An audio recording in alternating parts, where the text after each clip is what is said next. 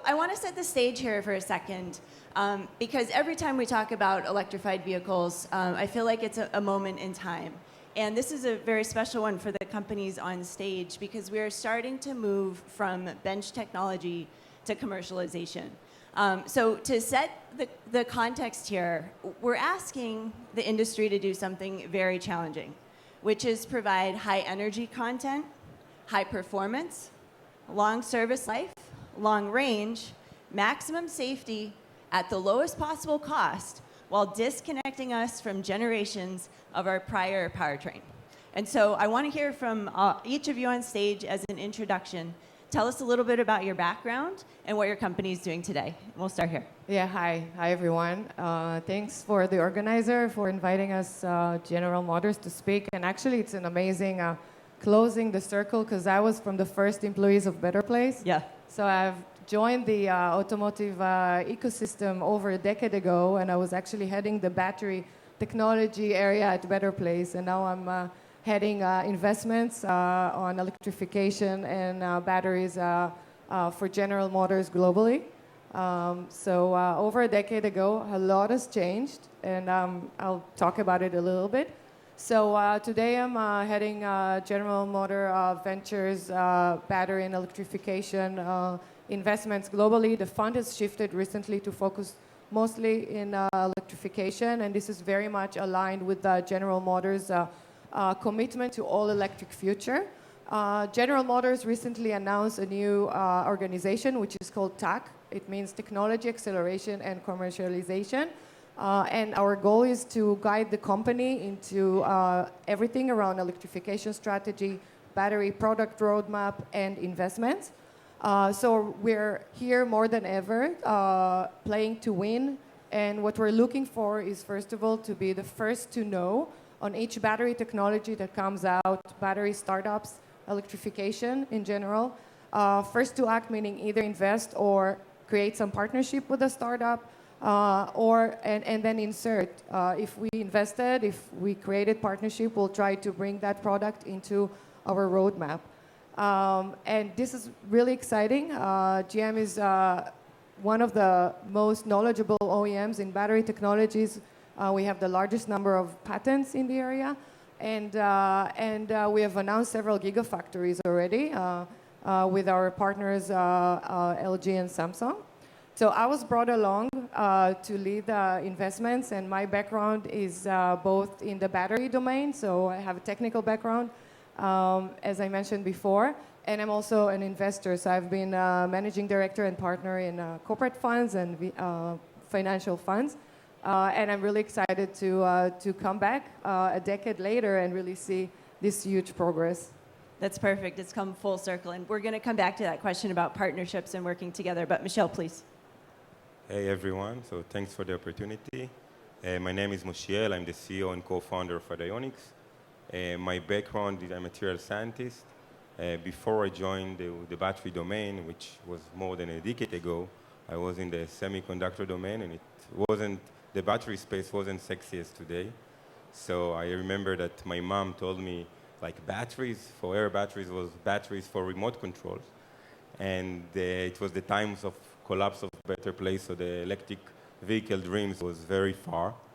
And luckily, I made this decision. I moved to London, I did a PhD and postdoc at Imperial College London in the battery field. And this has led to the creation of Adionics. I started a company with my former PhD supervisor. So I managed to convince them to step out their academic career. They're still in London, so there is some limitation of my conviction. And what we do at Adionics, we are changing the architecture of the electrodes, moving from traditional 2D metal foils, which hasn't changed in the last 30 years, to smart 3D metal current collectors. And this is an overlooked solution that can improve performance and reduce cost. This is one of the main issues for batteries that, as you mentioned before, and we'll speak about later, without a cost reduction, it's very difficult to commercialize any battery component or battery technologies. Yeah, we're asking again for a silver bullet in many ways here. Thank you. David, please. Yeah, thank you. I'm David with Group 14 Technologies. I hold a number of different roles. I've been in the battery industry almost 10 years now, as an engineer and as a product manager. Now with Group 14, I'm responsible for our customer program management, our quality program, the APQP program, and in our corporate development function, which I think will be relevant for a lot of folks here. If you're not familiar with Group 14, we are a Tier 2 silicon anode provider. Our product is called SEC55. We recently closed $620 million with Porsche as our lead investor. And so I'm excited to share a little bit more about the company with you guys. And Amir. Hi, my name is Amir. I've been working for various industries in the past in different corporate development and other executive roles, like in Teva Pharmaceuticals, M Systems that was later acquired by SanDisk Western Digital, also Alvarian, and also a few startups, like one that was backed up by Sequoia and Bessemer, which was called DenseBits, which was sold to Broadcom Avago. So a various experience in corporate and business development and marketing. StoreDot is a company that is already sampling out in the market batteries that can be charged in 10 minutes. So the main pain point that we see in the market of range anxiety and charging anxiety, so we have a very high energy density battery that can be charged in 10 minutes. This is what we do. Fantastic. Thank you all. And as context for why I'm excited to moderate this discussion, our fund, Assembly Ventures, has also invested in future battery technology, not with any of these companies, unfortunately. But we're seeing lots of money flow into the space. And again, it's this shift from development into commercialization. So I'm not going to ask you for a crystal ball, Orly. That was a very hard question you asked your fireside. But I want to ask the panelists here, because it is a special moment in time. If there's one word for each of you that describes where we're at on this journey of electrification and battery storage, what is that word? And make a case for why that word really speaks to this moment in time.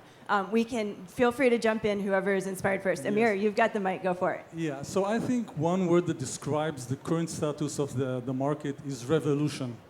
So in one phrase, we see the change from evolution way or mode of developing new batteries to a revolutionary way of developing batteries. It's the raw materials, it's the additives, it's the cell design. And this comes because we understand the pain point of what the user, the driver, needs to see, and they need to see the long range and they need to see the fast charging.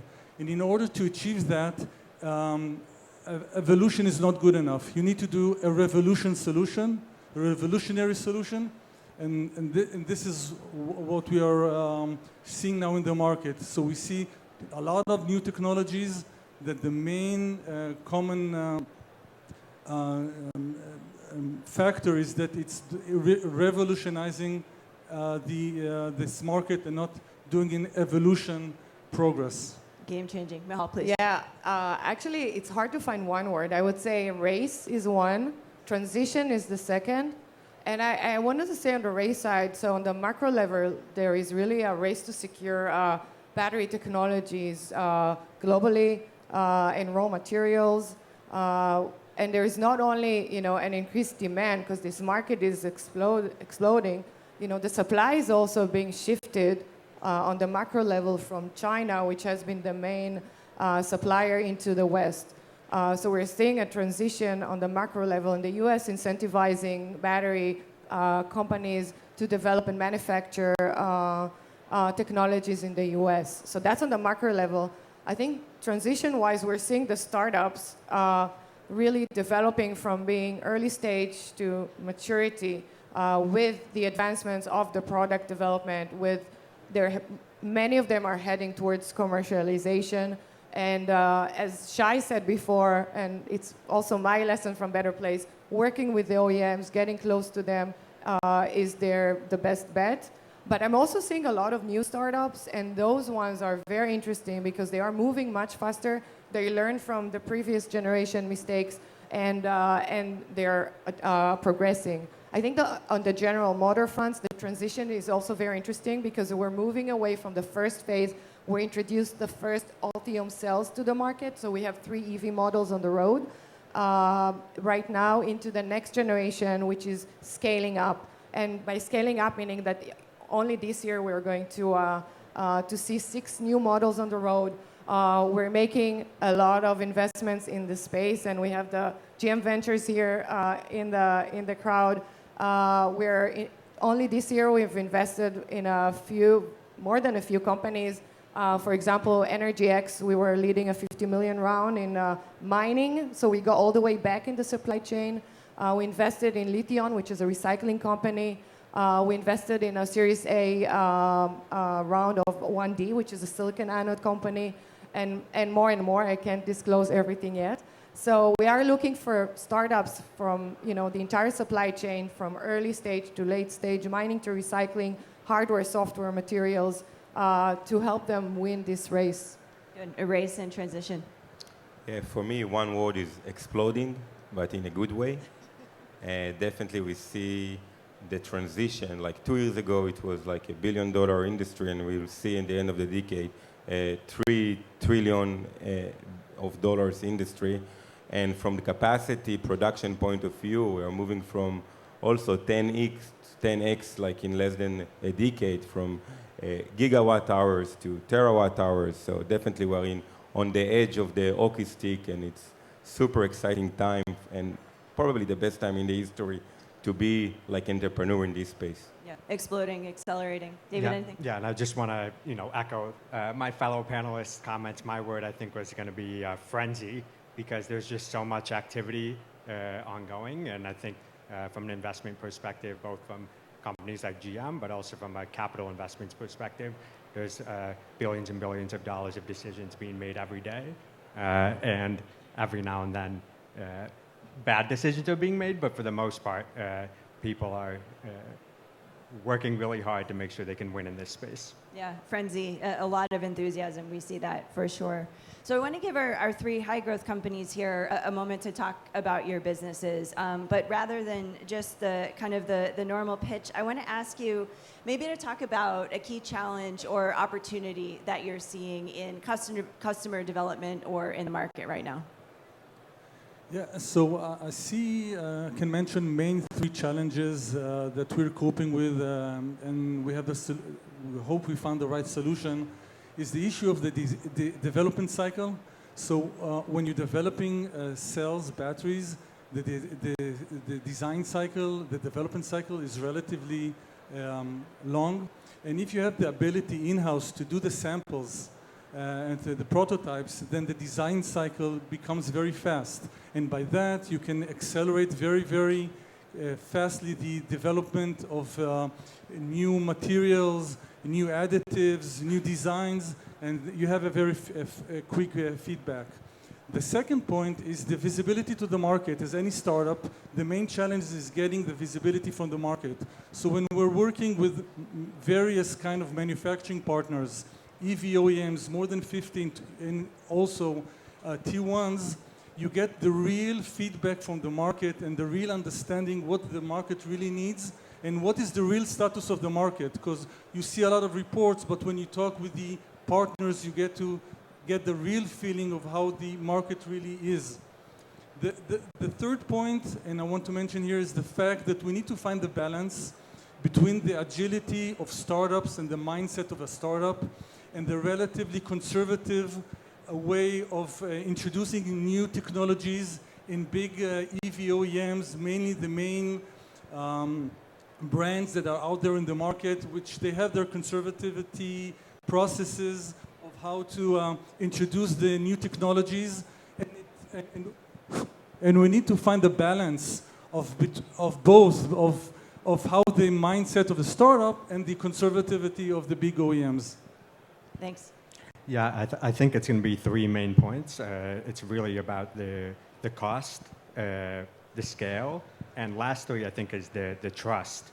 So let me just touch on each of those. From a scale perspective, Group 14, we recently announced the groundbreaking in Washington, Moses Lake, have 4,000 tons of supply of our material, which will be enough for anywhere from like 20 up to 100 gigawatt hours of batteries. So you really need to have the scale. And how to achieve that is really the difficult thing. I think echoing Amir's comment, in the development phase, of course, you always set out to have scalability, but you need to have really strong design principles to make sure you can balance the performance and the scalability.